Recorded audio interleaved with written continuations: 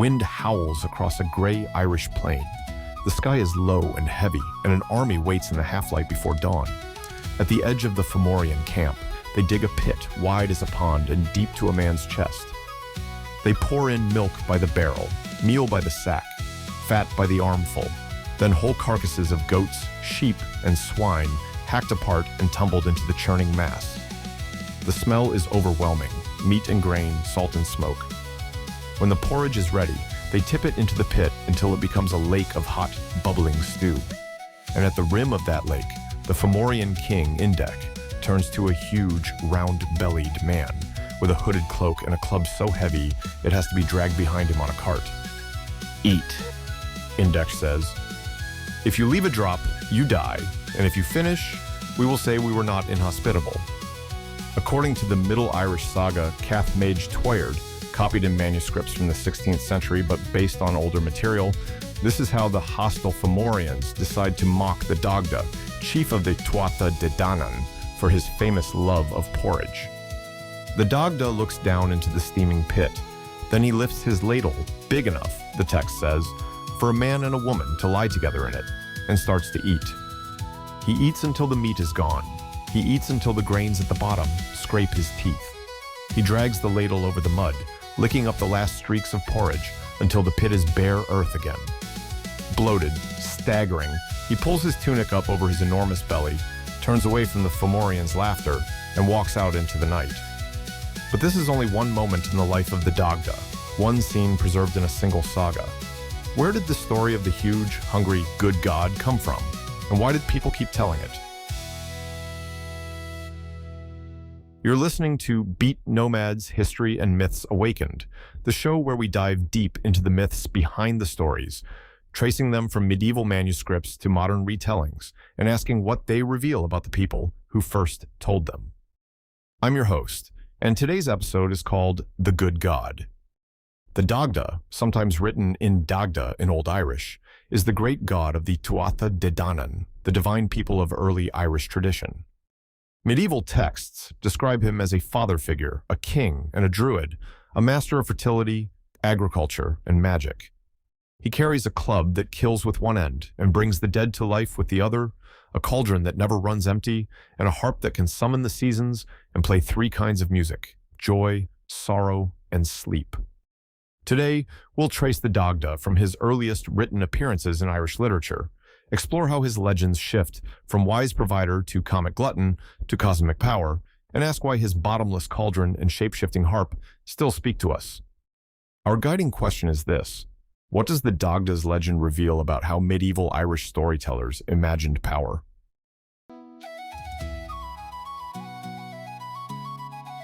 Now, before we follow the Dagda to that pit of porridge again, we need to ask, where in the historical record does he first appear?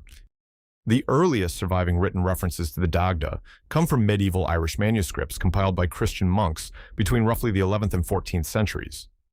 The article on the Dagda in the Encyclopedia Britannica and the summary on the English-language Wikipedia page for the Dagda both point out that our main sources include the mythological compilation Liber Gabala Iren, the Book of the Taking of Ireland, the battle saga Cath Maige Tuired, and place lore poems from the Dinshenchas tradition. Liber Gabala Iren survives in several manuscripts, such as the 12th century Book of Leinster, and it attempts to give Ireland a biblical-style prehistory. According to the translation by R.A. Stewart McAllister, published in the 1940s, the Tuatha Dé Danann, the Dagda's people, arrive in Ireland from mysterious northern islands of the world, bringing 4 magical treasures. One of those treasures, says Liber Gabala, and the introduction to Cath Maige Tuired, translated by Elizabeth Gray in 1982, is the Dagda's cauldron, brought from the city of Murias. For Murias was brought the Dagda's cauldron. No company would go from it unsatisfied. This is our first clear glimpse of the Dagda's most famous possession, not as a comic prop, but as one of the 4 great jewels of his people. In Cath Maige Tuired itself, preserved in the 16th century Harley manuscript and translated by scholars like Whitley Stokes and Gray, the Dagda appears as a central war leader of the Tuatha Dé Danann in their struggle against the oppressive Fomorians.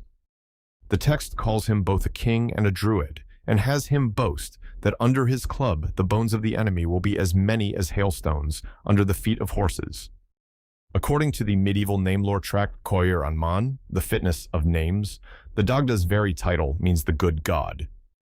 Not good in the moral sense, but good as in technically excellent, good at everything. Modern scholars like Provincius Macanna, in his 1970 study Celtic Mythology, emphasize that this title reflects a god who embodies many roles at once: warrior, judge, magician, and provider. So, from the perspective of our sources, the Dagda is not a late folk character. He is already, in the earliest Irish mythological texts we have, a high god among the Tuatha Dé Danann with a defined set of symbols: club, cauldron, harp, and a reputation for overwhelming power and generosity. Of course, these written sources are centuries younger than the oral stories they preserve.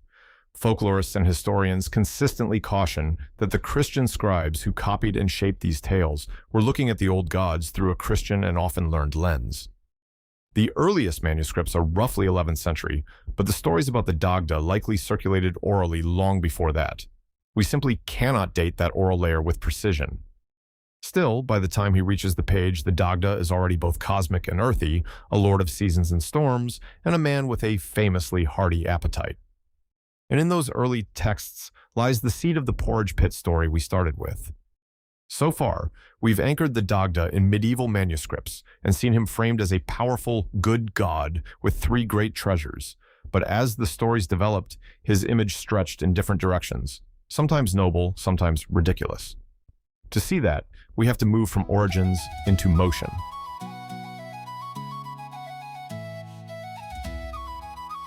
As the legend traveled through different texts, one scene more than any other fixed the Dagda in people's imaginations: that obscene, impressive meal at the Morrígan camp. In the Cath Maige Tuired episode we touched before, the Dagda goes as an envoy to the enemy army to negotiate a truce. The Fomorians, led by Indech, decide to humiliate him through his stomach. Gray's translation describes how they fill the king's cauldron, 5 fists deep, with 80 gallons of new milk, an equal measure of meal and fat, and then entire goats, sheep, and pigs, all boiled together.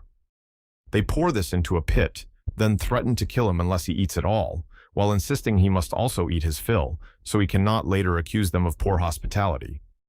This double bind, be shamed or be stuffed, reveals a lot about the values at stake. Hospitality in early Irish literature is sacred. To satirize a host could destroy their honor. Indech's demand forces the Dagda to either die, insult them, or become a spectacle. The Dagda chooses the spectacle. He eats the entire pit of porridge, scraping the bottom clean with his ladle, and then staggers away grotesquely swollen, with his tunic pulled up over his massive belly. Gray and other scholars note that this passage blends high myth with burlesque humor, the good god reduced to a kind of divine glutton, waddling back to his allies in an undignified state. Later, antiquarian writers and popularizers seized on this scene. The Britannica entry on the Dagda, for example, mentions his huge appetite and his somewhat ridiculous appearance, clothes too small, belly exposed alongside his more heroic attributes. Modern overviews like Dale Anderson's article in the eBisco Research Starter series likewise emphasize that he is often depicted with a massive belly and enormous club bordering on comical. Folklorist and polytheist writer Morgan Daimler, in her 2025 essay, What We Know About the Dagda from Irish Mythology, cautions that this comic angle has been exaggerated in modern retellings.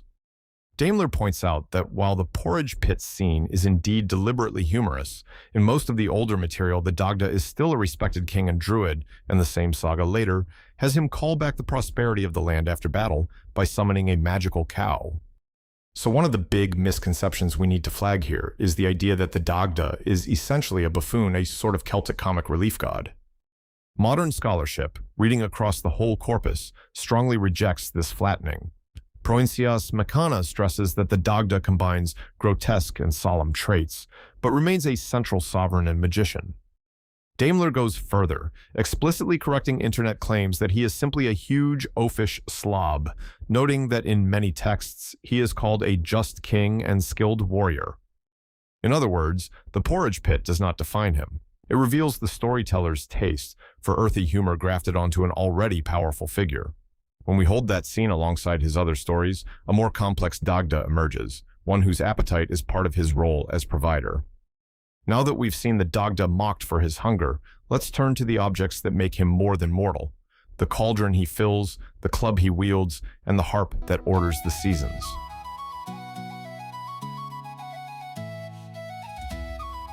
When the Tuatha Dé Danann sail from the Northern Islands to Ireland, Liber Gabala Eren and the introduction to Cath Maige Tuired tell us that 4 treasures come with them. From Phalius, the stone of Fal; from Gorius, Lug's spear; from Findius, Nuada's sword; and from Murius, the Dagda's cauldron. In McAllister's Liber Gabala translation, the formula is simple. From Murius was brought the cauldron of Dagda; no company would go from it unsatisfied. That one line has fueled centuries of speculation. In Gray's introduction to Cath Maige Tuired, she notes that the cauldron is named Coir Ansic, often glossed as the Undri cauldron, and that it appears more as a symbol than as an active plot device in that particular tale. Contributors to the 2018 anthology, Harp, Club, and Cauldron, A Harvest of Knowledge, have taken that symbol seriously, arguing that the Dagda's cauldron stands for inexhaustible hospitality and right order, the idea that under a just ruler no guest leaves hungry. In some analyses, the cauldron also echoes the ritual and mythic cauldrons found across Celtic tradition, from Welsh tales like the Mabinogi to archaeological finds of large feasting vessels. If the cauldron embodies endless giving, the Dagda's club or staff embodies the boundary between life and death. Summary, drawing on Coir Onman and saga material, describes it as a huge staff with a rough end that kills and a smooth end that restores life. In one tale summarized by Daimler, the Dagda acquires this staff while seeking to revive his son Kermate, killed by Lug. He learns that one end can slay the living and the other can bring back the slain. In the Ulster cycle tale, Mesca Ulad, the drunkenness of the Ulstermen, the staff is called a terrible iron staff, emphasizing its sheer physical weight and lethality. Scholars have compared the Dagda's combination of hammer and pot to the Gaulish god Sucellos, who is often depicted carrying a mallet and a large vessel, suggesting a pan-Celtic pattern of a god who both smites and sustains. Put together, the cauldron and club sketch a god who holds the fates of many in his hands. He can fill bellies, decide who lives and dies, and even reverse death in certain contexts. This is not just abundance. It is sovereign control over the cycle of scarcity and plenty, mortality and reprieve. But if the Dagda feeds and judges, he also plays. To hear that side of him, we have to listen for the sound of strings.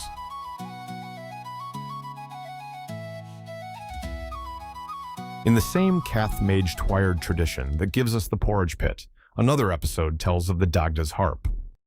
According to the summary on the Dagda's Wikipedia page and detailed retellings drawing on Gray's translation, the Fomorians at one point seize his harp, called by 2 names, Devour da Blau, Oak of 2 Meadows, and Coir Tuired, 4-angled music, and hang it on the wall of their feasting hall.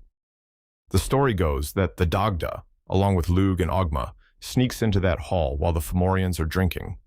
Seeing his harp, he calls to it by its names. Come Devour da Blau, come Coir Tuired, come summer, come winter.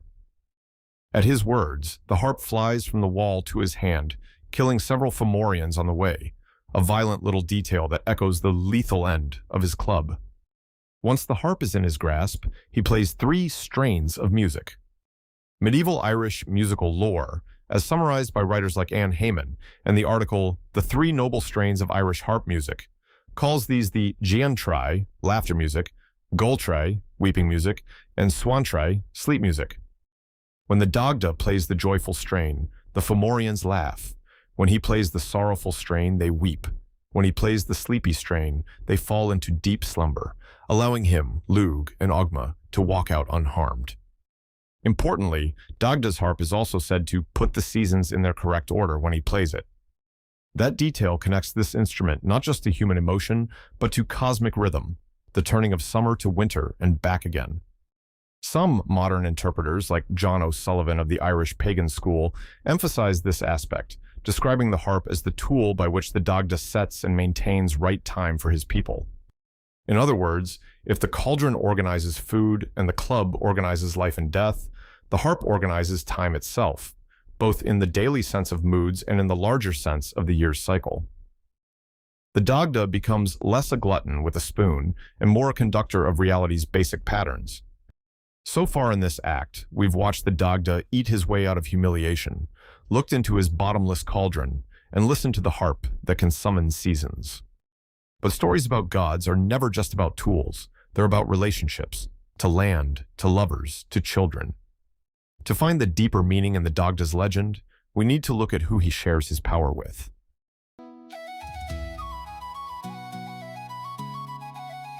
What did the Dagda mean to the people who told these stories? One way scholars approach that question is by examining his relationships in the texts, who he mates with, who he fathers, and what landscapes are tied to his name. Sagas like Cath Maige Tuired and Aislinga Aengusso note that the Dagda is the lover of Boann, goddess of the river Boyne, and the husband or consort of the war goddess Morrígan. In the tale of Boann and the Boyne, he sends Boann's husband Elkmar away for a single day, magically stretches that day into 9 months by holding the sun still, and conceives Aengus with her. When Aengus is born, the Dagda helps him claim Brú na Boann, the great Neolithic mound we now call Newgrange, by a clever wordplay. Aengus asks for the place for day and night, a phrase that can also mean for all time. Archaeological and archaeoastronomical studies of Newgrange show that its inner chamber is illuminated by the rising sun on the winter solstice. Some modern scholars argue that the Dagda Boann Aengus story encodes a mythic explanation of that phenomenon, the sun, Dagda, entering the womb mound, Boann, at the standstill of the year to give birth to the young son, Aengus. In another set of texts, including Dinshensha's poems and the narrative De Gabal in Teesside, the Dagda appears as the one who allocates the otherworldly mounds, or Sidhi, to the Tuatha Dé Danann when they retreat underground after the coming of Milesians. Daimler highlights passages where he negotiates with the human Milesians. In exchange for a tithe of grain and milk, he ensures that the land will continue to be fertile for the new settlers. All of this suggests that, for medieval Irish writers, the Dagda was a figure who mediated between gods and humans, land and people, old order and new. McKenna describes him as a kind of all-father or great-father, though, and this is crucial, the older Irish epithet all-athair means great or ample father, not father of all beings. Modern pagan writers like Morgan Daimler have worked hard to correct a popular modern misconception, largely traced to 20th century writer Peter Beresford Ellis, that the Dagda is literally the father of all the Irish gods in a creation myth parallel to Norse Odin. The textual evidence we have is more specific. Liber Gabala gives him a human-like genealogy. His father is Alatha, his children include Bridget, Aengus, and others, and there are many deities not directly descended from him. The All-Father label is about status and abundance, not biological primacy. Correcting that misconception helps us see him more clearly as a chieftain among peers, not a sole creator. His lovers further connect him to sovereignty and battle. The Morrígan, with whom he couples on the eve of Samhain before the Battle of Maige Tuired, is a complex goddess of war, fate, and land. In that episode, preserved in Cath Maige Tuired and discussed by scholars of Irish religion, their union is often read as a hieros gamos, a sacred marriage, symbolizing the right ordering of kingship and territory at a liminal, dangerous time of year. Taken together, these relationships suggest that the Dagda's goodness lies not in polite behavior, but in his ability to maintain right relationships, to shift time so new life can be born, to bargain so that two peoples can share a land, to pair with a war goddess so his people can survive a battle season. So, what does that mean for us, listening to his stories centuries later? To answer that, we need to look at how the Dagda has been reimagined and sometimes distorted in modern culture.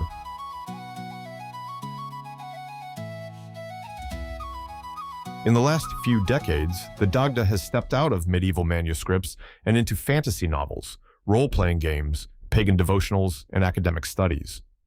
Each of those arenas reshapes him.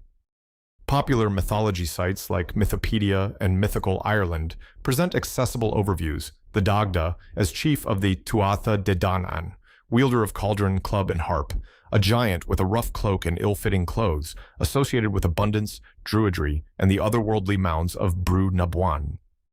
These summaries draw primarily on the same medieval sources we've discussed, and they help a broad audience encounter the Dagda beyond dry philology.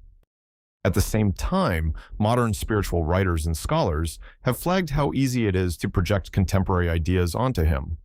In a 2018 blog essay on Patheos, Daimler lists two major misconceptions: that the Dagda is literally the father of all the gods, and that he is simply a comical glutton. As we've seen, the first is contradicted by Liber Gabala and other genealogical texts, and the second is disproven when we read across his roles as judge, magician, and king. Other modern interpreters, like John O'Sullivan at the Irish Pagan School, or the anonymous authors behind the anthology Harp, Club, and Cauldron, have tried to restore the Dagda's complexity by foregrounding his function as good god of hearth and home and cauldron of plenty, a deity who embodies care, provision, and wise leadership. They connect his cauldron to ideas of communal feasting and mutual support, and his harp to the way communities need shared rhythms and rituals. On the academic side, network analyses of Irish myth, like the Maths Meets Myths project, reviewed by Matt Caron and colleagues, consistently place the Dagda among the central nodes in the web of characters, reinforcing his importance as more than a side figure. So why does this matter to us now? In modern terms, the Dagda's legends ask, what does it mean to wield power that feeds rather than starves, that restores as well as destroys? His cauldron never runs dry, an image that, as scholars in Harp, Club, and Cauldron argue, encapsulates a cultural ideal of hospitality in a land where hunger was a real historical threat. His club's two ends remind us that any tool, legal, technological, military, can both kill and save, and that responsibility lies with the one who holds it. His harp, setting seasons in order and shifting moods from laughter to grief to sleep, looks a lot like culture itself. Stories and songs that can rally us to action, allow us to mourn or let us rest. As anthropologists of mythology point out, myths like these do not just entertain, they encode models of leadership, community, and relationship with the land. The Dagda endures, then, not just because he's funny or impressive, but because he embodies an ancient answer to a question we're still asking. What would it look like if those in charge saw their role as feeding everyone at the table, holding the rhythms of the year, and using the heavy end of the club only when absolutely necessary?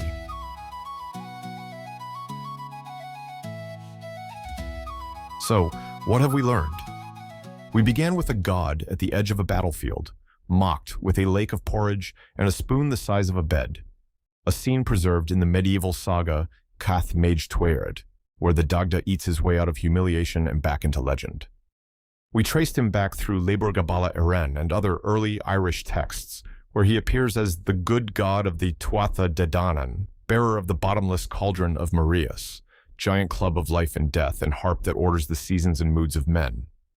We followed his relationships with Boann and the Morrígan, his role in allocating the she and ensuring the land's fertility, and we corrected some modern misconceptions that turn him into either a buffoon or a lone creator god, drawing instead on careful readings by scholars and contemporary Celticists. And we asked why his story still resonates, as an image of generous leadership, of power that feeds and heals as much as it fights, and of music and ritual that keep communities in time with the turning of the year.